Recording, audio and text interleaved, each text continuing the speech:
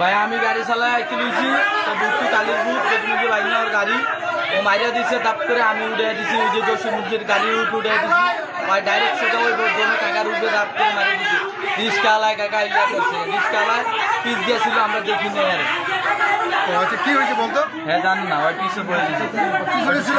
ওই সমস্যা কাকা। ও কি সমস্যা? ওই দিনে একটু দর্শক ওই আগের থেকে কথা বলতে পারে না। তোমরা তো রাত চালাইছে ভাই। তোমরা রাত চালাইছে কে? রাত চালাইছে যে গাড়ি ড্রাইভ করছে কে? গাড়ি ড্রাইভ করছে কালিরপুর।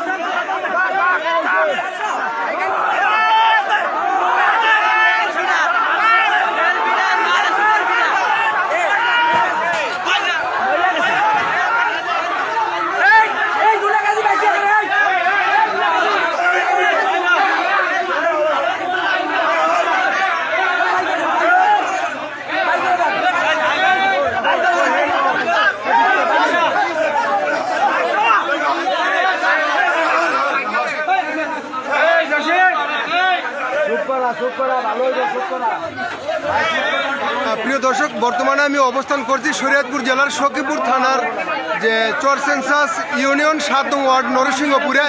সেখানে মোটরসাইকেল আড়াআড়িতে মারাত্মক ধরনের একটি দুর্ঘটনা ঘটেছে। সেই বিষয়টি কিন্তু তুলে ধরছি আপনাদের মাঝে। আমি মোহাম্মদ আমির হোসেন। একজন মারা গেছে, আরেকজন আশঙ্কাজনক। ও আচ্ছা। প্রিয় দর্শক, আমরা যতটুকু জানতে পেরেছি যে মোটরসাইকেলের গতি বেগ অনেক বেশি ছিল, সেই কারণেই কিন্তু নামাজ পড়ে যে লোক রাস্তা পারাবার হচ্ছিলেন ওই মুহূর্তেই কিন্তু যে রাস্তার মাঝখানেই কিন্তু যে দুজন লোক গুরুতর আহত হন। সেখানে একজনের অবস্থা আশঙ্কাজনক এবং একজন জায়গাতেই কিন্তু আমরা যতটুকু জানতে পেরেছি যে একজন জায়গাতেই কিন্তু মারা গিয়েছেন। একটা গাড়ি গার মধ্যে উড়ে দেওয়া পুরো মাথার মজক টজক সব বাইর করে ফেলছে। পরে এখন রুগী আগে চিকিৎসা করব, এখন তারা গাড়ি সেভ করার জন্য ব্যস্ত হয়ে গেছে। বালাবাজার কিছু লোক আসছে, বুঝছেন? উনি কি মারা গেছে?